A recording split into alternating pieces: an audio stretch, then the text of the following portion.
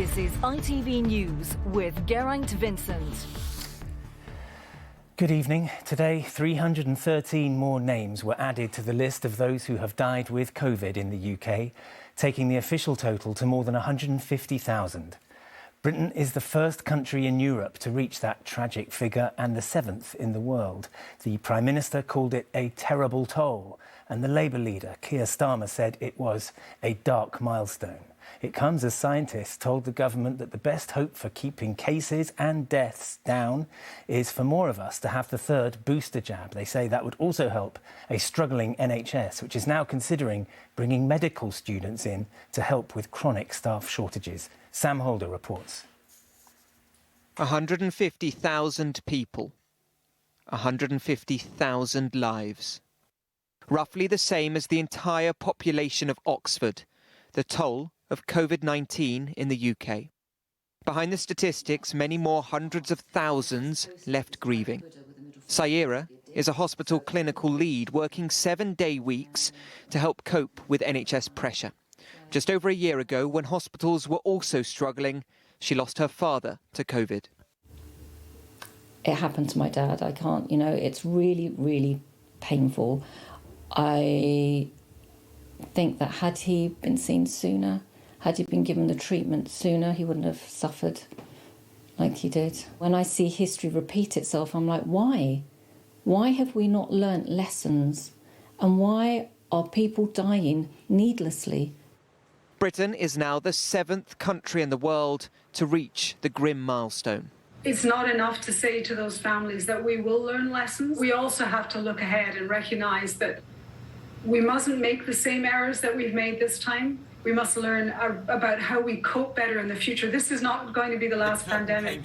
With cases rising and double the number of normal staff sickness, the NHS is struggling to cope during this pandemic. But over the next few weeks, the NHS faces a very challenging situation and in some ways will not be able to provide the kind of level and range of service that we would normally want to.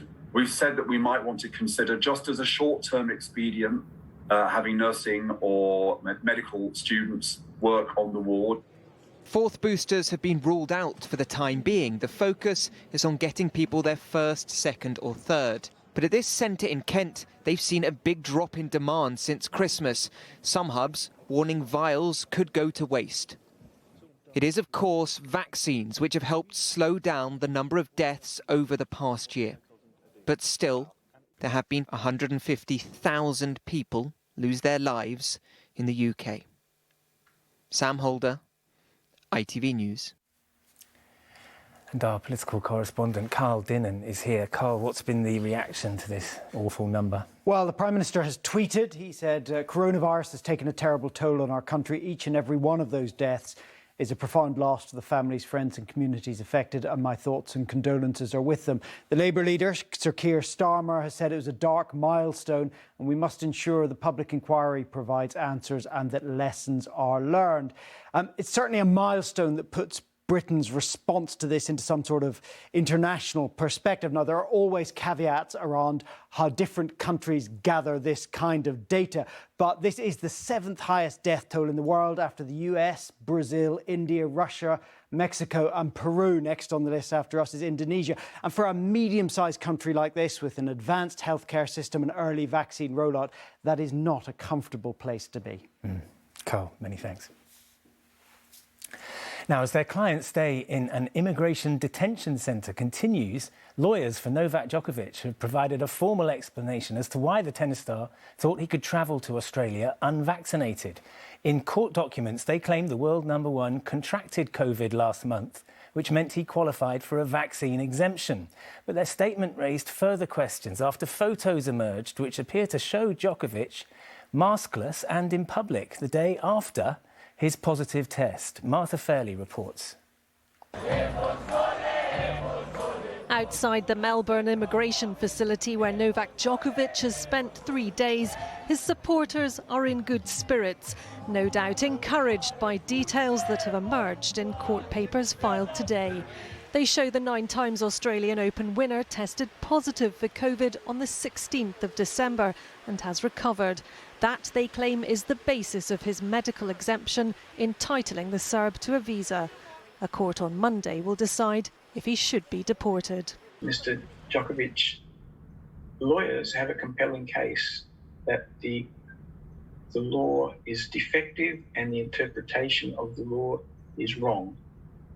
And Mr. Djokovic should be able to play in the tennis championships. In Belgrade, they believe their tennis hero is trapped in a shameful game of politics. His parents leading the chant of his nickname Nole, we love you, in a demonstration on the steps outside the house of the Serbian National Assembly. But it's still not clear exactly when Djokovic found out he had COVID. On the 16th of December, the day the court papers say his positive test was recorded, he was maskless at this ceremony, while the next day social media posts show him posing for photos with young fans at his tennis centre in Belgrade. In a leaked message intended for Tennis Australia's own staff, the Open Tournament's director noted that with the exception of Djokovic and one other, they'd managed to get more than 2,500 players and their staff into the country. There's a lot of finger pointing going on and a lot of blaming going on, but I can assure you our team has done an unbelievable job and have done everything they possibly could according to all the instructions that they have been provided. That other player, Czech Renata Veracova, is thought to have left the detention facility in a van earlier today. Her destination unknown. Djokovic, meanwhile, remains behind these walls, his freedom to play in the hands of the court. Martha Fairley, ITV News. Aid workers say 56 people have been killed and dozens more injured in an airstrike on a refugee camp in northern Ethiopia.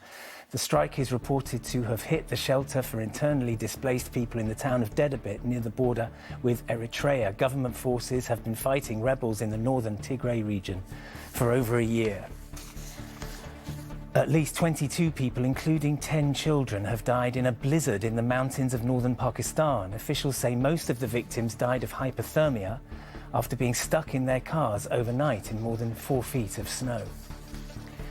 And northwest China has been shaken by a 6.9 magnitude earthquake. No serious injuries have been reported. Sport now, and Giants were felled today in the third round of the FA Cup. Newcastle United, the richest club in the world, lost 1-0 at home to Cambridge United, a team 2 divisions below them. And non-league Kidderminster Harriers pulled off a shock win against the Championship side Reading. Chris Scudder reports. A seismic cup shock on Tyneside. This was one for the Hollywood scriptwriters. The boys in black and white knocked out in Technicolor by a man called Ironside. Joe Ironside puts Cambridge United in front and the cup upset is on. They could barely have heard of comparative paupers Cambridge in Saudi Arabia, but how costly was this? Then it was all about old-fashioned cup heroics, with the Premier League club throwing everything bar the kitchen sink at the Cambridge goal. But they held on. All the money in the world can't beat a bit of old-fashioned cup magic.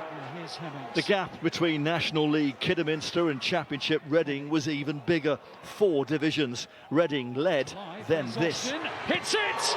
Oh, it's squeezed in! But an error now from Raphael, and it's absolute bedlam inside Agbara. And that bedlam was cranked up another notch when the non-leaguers completed the upset. 79 league places separated these two clubs. Kidderminster will now be dreaming of getting down and dirty with one of the glamour boys from the Premier League.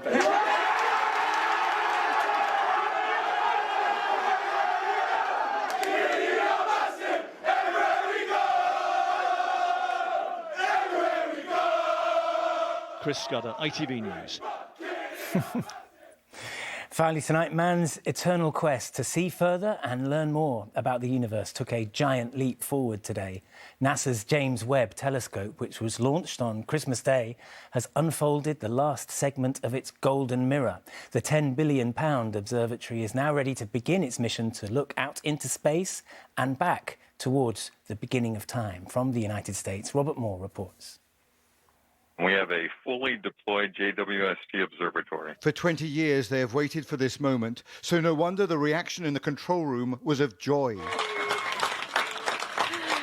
Nearly 700,000 miles away, the telescope's mirror was unfolding and locking into place. It's going to be momentous when it finally comes into position. This is a NASA visualization based on real-time telemetry. We have reached the end of deployment. It was on Christmas Day from the rainforests of French Guiana and liftoff that the James Webb Space Telescope had been launched. Punching a hole through the clouds, James Webb begins a voyage back to the birth of the universe. The ride to space was flawless. Séparation Webb Space Telescope. Go Webb! So to its release on its million-mile journey to its final position. This was the last camera view of Webb. And after careful calibration of the observatory, it will soon gaze deep into space and far back into time. I just feel this kind of glow, you know, in my chest right now, just seeing that mirror all deployed, all together. The size of a mirror allows us to collect more light from fainter objects, a chance to see the universe as it was perhaps only a couple 100 million years after the start, after the Big Bang. Webb is the successor to Hubble that brought us these extraordinary images. And the new telescope is 100 times more powerful, and therefore there are high hopes it will make discoveries and provide revelations for years to come. Robert Moore, ITV News in the United States. And that's it. The weather forecast is next, but from all of us here on the Weekend News team, thanks for watching and good night.